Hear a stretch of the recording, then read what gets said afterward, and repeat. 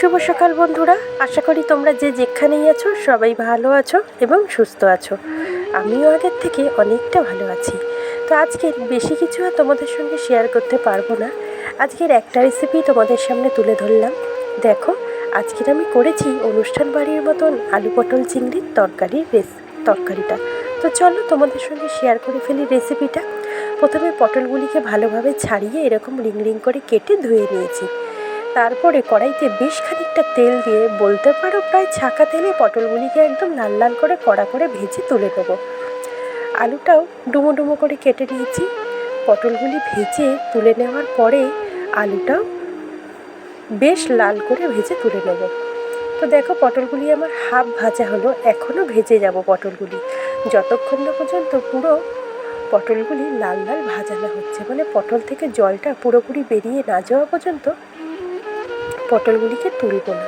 তো তোমরা দেখতে পাচ্ছ আমি কীরকমভাবে পটলটা ভেজেছি। এই রকম লাল করে পুরো ভেজে শুকনো করে তুলে নিয়েছি। তো পটল ভাজাটা আমার হয়ে গেছে। দেখো, এরপরে ছিল আলুটা ভেজে নিই। আলুটাও যেহেতু হলুদ তো দেওয়াই ছিল, ওই জন্য আলুতে আলাদা করে হলুদ দিলাম না, আলুটাও একদম লাল করে ভেজে তুলে নিলাম। আলু পটল ভাজাটা হয়ে গেল। এতটা তেলে তো আর তরকারিটা করবো না, তাই তেলটা খানিক কমিয়ে রাখলাম। কমিয়ে রাখার পরে গোটা শুকনো লঙ্কা আর গোটা জিরে ফোড়নে দিলাম। তারপরে দুটো ছোট সাইজের পেঁয়াজ কেটে কুচিয়ে দিয়ে দিলাম তেলের ওপর। পেঁয়াজটা বেশ খানিকটা ভাজা হবে, তার মধ্যে দিয়ে দিয়েছিলাম 1 চামচ চিনি। পেঁয়াজটা একদম লাল করে ভাজা হয়ে যাবে।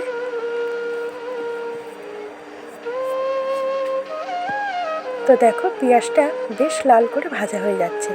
তারপরে আমি এখানে দিয়ে দিলাম চিংড়ি মাছগুলি।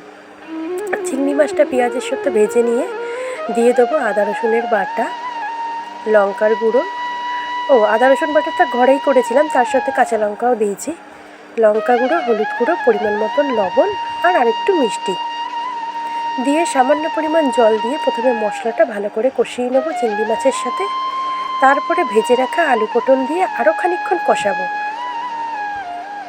কষাতে কষাতে যখন তেল ছেড়ে আসবে মশলার থেকে, তখন ফাইনালি জলটা অ্যাড করব। তো দেখো, বেশ খানিকক্ষণ কষানোর পরে ভেজে রাখা আলু পটলটা দিয়ে দিলাম। এটা দিয়েও ভালো করে কষাবো, একদম তেল ছেড়ে আসবে গায়ের থেকে।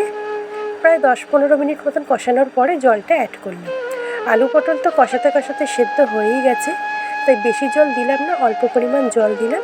এবার ঢাকনা খুলে দেখলাম আলু পটল সেদ্ধ হয়ে গেছে। এবারেতে গুঁড়ো গরম মশলা আর পরিমাণ মতন ঘি অ্যাড করে নামিয়ে নেব।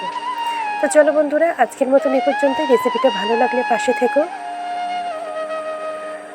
আজকের আর বেশি বড় ব্লগ আনলাম না, কেন অতটা পরিমাণ ভয়েস আমি দিতেও পারবো না, গলার অবস্থা খুবই খারাপ। তো এতক্ষণ ধরে আমার সঙ্গে থাকার জন্য, আমার এই বকবক শোনার জন্য আমার সকল বন্ধুদেরকে অসংখ্য ধন্যবাদ জানালাম। সবাই খুব ভালো থেকো। টাটা, আজ তবে রাখি।